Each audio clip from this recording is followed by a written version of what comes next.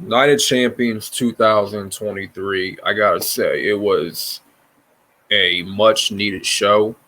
And this show I thought was the show that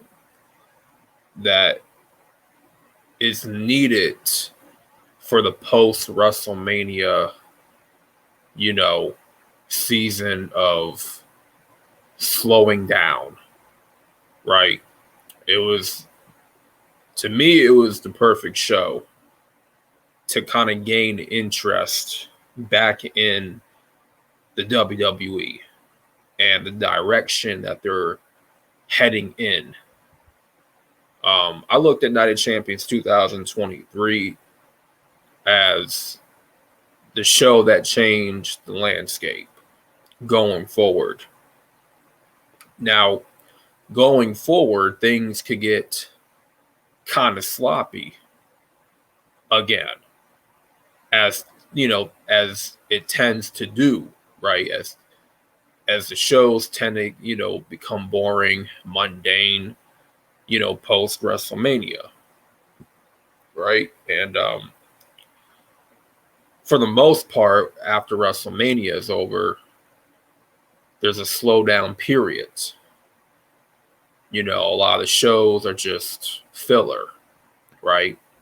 You may have some shows here and there that hit a home run, but some of the pay-per-views after WrestleMania turn out to be pretty good, solid, even on paper. And when the show is over, we're left feeling pretty good about the show. And the matches overall, deliver.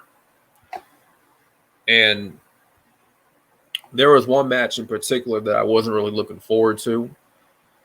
I guess from a storyline perspective, I didn't want to see Roman and Solo face Kevin Owens and Sami Zayn, because I was under the assumption that Roman and Solo were gonna win. I was under the assumption they were gonna win, and they were gonna make Roman Reigns hold the tag team titles and have Roman Reigns be Roman 4 belts, right? I was assuming that going into it.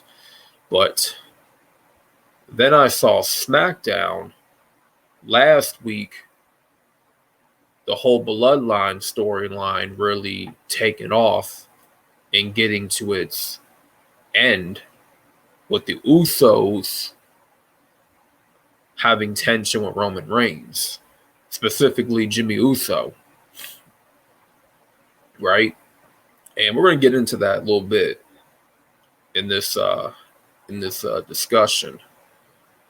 But once they were teasing huge dissension among Roman Reigns and Jimmy Uso before Night of Champions, I was like, okay. So it seems that we're going to have a screwy finish for that tag team title match. And it led me to thinking, okay, Kevin and Sami might win after all. They might actually beat Solo and Roman. Obviously, Roman's not going to get pinned. Solo will take the pinfall, but it's going to be a screwy finish. The Usos are going to get involved and then cost Roman and Solo the match, in which they did.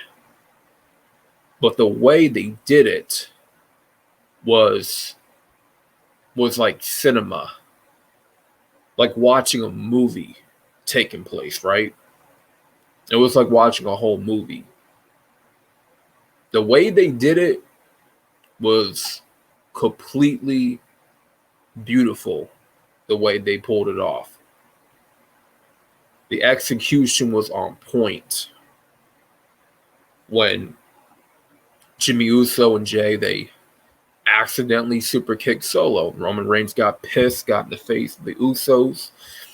He shoved Jimmy out the way. Jimmy, was getting bullied by Roman, getting pushed around, being emasculated for weeks by Roman. And then came Night of Champions. It was the last straw. Jimmy Uso finally had enough.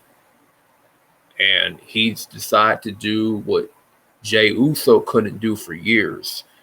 And he finally super kicked Roman after being verbally abused for years and years, and he had enough.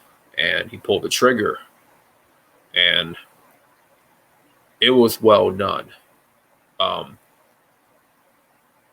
That match was probably match of the night, in my opinion. Not just from a match perspective, but from a storyline perspective, it just stole the show for me. And one of the reasons why I didn't really care for the match originally was because I knew Roman and Solo were going to win. They're going to give Roman Reigns the tag team belts just for him not to defend the tag team titles because he doesn't show up every week. He's not here every week. If there was one thing or a couple of things that didn't sit well with me about Night of Champions, first and foremost, you're gonna have a pay-per-view called Night of Champions. Would it make sense? Like, would it kill you to have all of the championships on the line? Like, seriously, WWE, would it kill you to have all the titles on the line? Every championship should be on the line. It's called Night of Champions, right? Okay. So why wasn't the Undisputed Universal Championship on the line? Roman Reigns could have did double duty, in my opinion. Why did they move the Fatal 4-Way Women Tag Team Championship match into Night of Champions? And why wasn't the U.S. belt on the line? You see, they could have did Lashley. I mean, not Lashley. They could have did Sheamus and Austin Theory at Night of Champions for the U.S. belt. Simple. But they didn't do that. So that was kind of dumb. They didn't have 3 belts on the line. But and the Rhea Ripley and Natalya match, that was a squash. That was to really make Rhea Ripley look strong. Nothing much has to be said about that. Cody and Brock has been solid for the most part, but they're going to do a third match, most likely. Cody almost beating Brock Lesnar with a broken arm is giving me some Super Cena vibes, a little bit. The strong babyface, the Superman babyface type booking that they did with John Cena and Roman Reigns in the past. Well, they're doing it with Cody Rhodes. But the difference is Cody Rhodes is actually over and the crowd is still with him. It's good that Cody lost. He looked good in defeat. He didn't tap out. He passed out to the Kimura lock because of the pain to his arm. So, but it's good to see Cody Rhodes going through adversity, and that's good for his character to have that adversity, right? Because it's going to pay off in the long run when he ultimately beats Roman for the Undisputed Championship, perhaps at SummerSlam. So going forward, they're definitely doing a last match, probably at Money in the Bank. In my opinion, Cody should win Money in the Bank, But the whole Bloodline thing, back to the Bloodline thing, going forward, things are changing. And the cracks are definitely showing. the end of the bloodline is near. Like Jimmy Uso, he turned his back on Roman. The next step is for Jey Uso to join Jimmy, and the Usos have finally broken free from the bloodline. The Usos against Roman and Solo, that looks like to be the plan for Money in the Bank. And to say and what I say to that, I say let's go, let's do it. That should be a banger. It's definitely gonna freshen things up, and it adds a new layer to the bloodline story. You know, and it gives it more legs to stand on. So not only do they have the Roman Reigns 1,000-day celebration on SmackDown, but there's going to be a lot of backlash from Jimmy Uso turning on Roman. And it's going to be very interesting to see how Jey Uso responds. And will Jey Uso turn on Roman too? That looks like that's going to happen. So I'm all for that. And like I said, this changes the landscape, not just from what happened in the main event, but also in terms of Asuka beating Bianca Belair for the Raw Women's Championship. Finally, it's about time. I believe it should have happened sooner at WrestleMania. Asuka should have won. She should have beat Bianca at WrestleMania, but they wanted to break the record with Bianca Belair, have her be a champion for over a year. So it is what it is. Bianca was a great champion. She got a little bit dull at times. It felt a little bit repetitive with her reign. But Asuka being champion going forward opens up fresh matchups. It opens up new storylines for her. And, she's a heel. So it's going to be very interesting to see how her title reign goes with this new character, her being a heel. And hopefully we get her and Io Sky at SummerSlam for the Raw Women's Championship. That's going to be a banger. But Bianca Belair, she had her time. She had her reign. I think it needs to, take her out the title picture for a while. She's been in it for pretty much for 2 years now. I mean, it's a long time. Basically went undefeated for an entire year. So it was time to, freshen things up in the women's division and give Asuka her run. So, and hopefully this time they give Asuka a dominant run with the belt. They give her a long reign and they go all the way with it, And yeah. And crown a new world heavyweight champion, Seth Rollins. Having a world title on Raw and someone holding a world title that's going to be there every week. Finally, a world champion that's going to, be on Raw every week.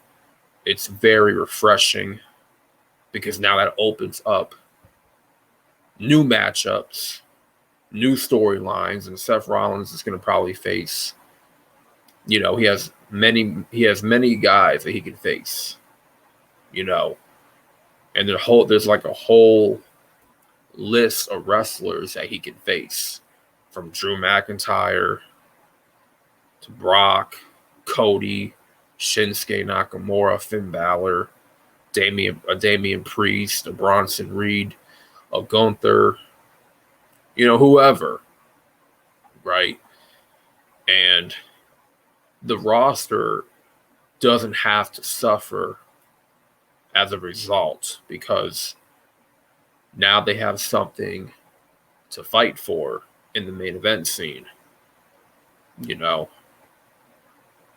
and Seth is a strong baby face. He's over like hotcakes. The crowd's with him all the way through. And it's refreshing to have a baby face that's so over as a world champion again. And, that's what the show needs more of. And, having Roman Reigns as a part-time champion, it takes away those opportunities from more deserving guys. So it's just refreshing to have a new world champion, a world heavyweight champion for the first time in a long time. And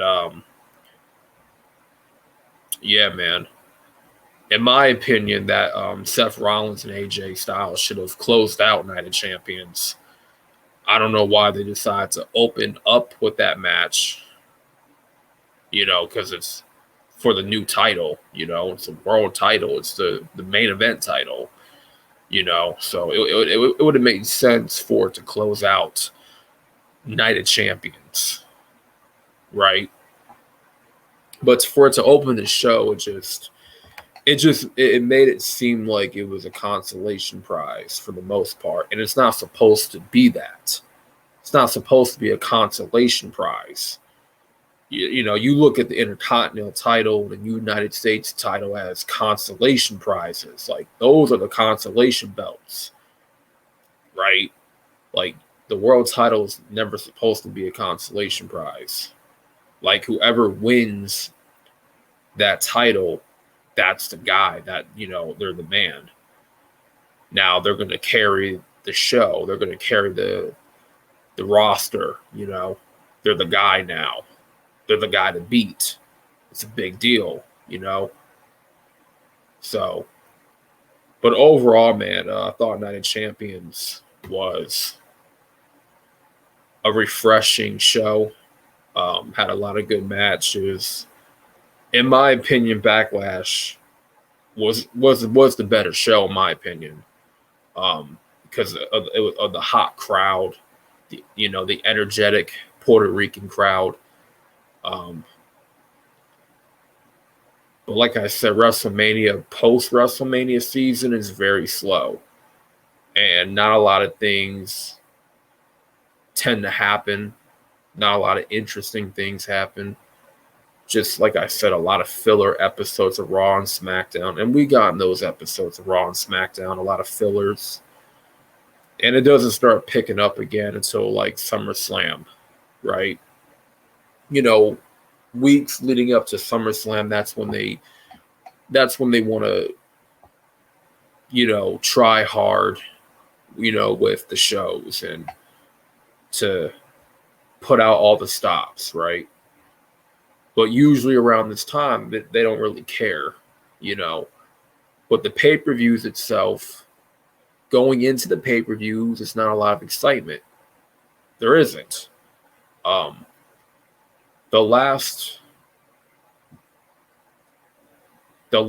non-Big Four pay-per-view that had a lot of hype, a lot of intrigue going into it was Elimination Chamber this year. The main event of Sami and Roman.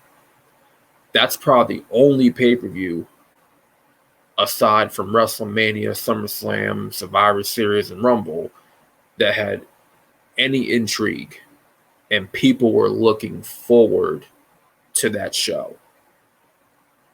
That's the only B-level show, B-level pay-per-view that I could think of that people were actually talking about it. People were interested in what was going to happen. They were on the edge of their seats.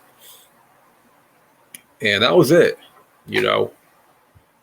But usually the pay-per-views have no excitement.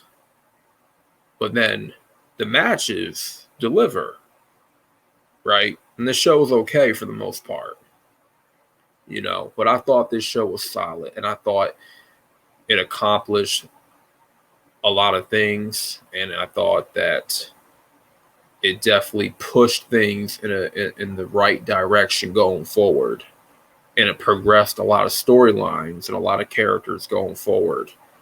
So, and it made you, what I felt like it accomplished was it made you want to tune in to Raw.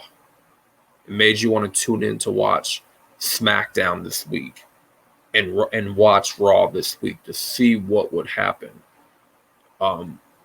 If a pay-per-view,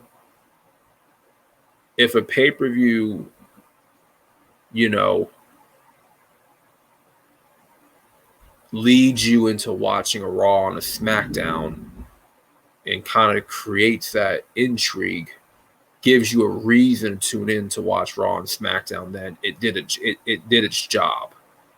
It did its job, in my opinion. If you didn't come out of a pay-per-view, oh, I have to watch Raw, I have to watch SmackDown, this week, then it didn't do its damn job. It didn't do its job. But I felt like Night of Champions did that for me, personally. And for a lot of other people. It made you probably want to tune in to watch Raw and SmackDown. So, yeah, man, with that being said, it was a solid show. I thought the Intercontinental Championship match was surprisingly good. I thought it was going to be a squash. I thought Ali was going to get his ass kicked by Gunther, like straight up. I was expecting that to be like a 3-4 minute match. I was not expecting that match to go like 10 minutes.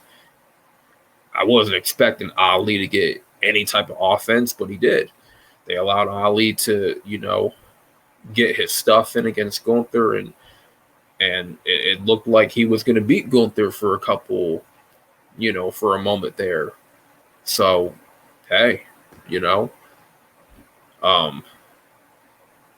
trying to think what else match happened. What else match took place? Oh yeah, Trish and Becky. Yeah, that was a good match too. Both women looked pretty good. Trish, she can still go. She has definitely not missed a beat. I thought Zoe Stark interfering, that was a genuine surprise for me. I wasn't expecting that for them to have Zoe Stark interfere, cost Becky the match, and help Trish win. Yeah, that surprised me. So going forward, it actually, it gives the women something to do that's not in the title picture. And it's refreshing to have a women's feud that is not about the title. And you're utilizing a Zoe Starks in the mix with Trish and Becky. So I thought that was good as well. And going forward, that should be, pretty intriguing to see what they do with that feud and how it ends. And then it definitely gives Zoe Stark kind of that rub. And it gives her something to do. It's not going to lead her to being directionless, and it gives her some direction on the roster for sure. So, yeah, that's pretty much it. And overall, solid show. Really nothing to complain about. And I felt Night of Champions set the table for what's to come. So that being said, make sure you guys get the likes up for the algorithm. Subscribe today if you're new. This is the Rational Wrestling Mark, also known as the Rational Wrestling Viewer. And make sure y'all subscribe today. And I'm out. Peace.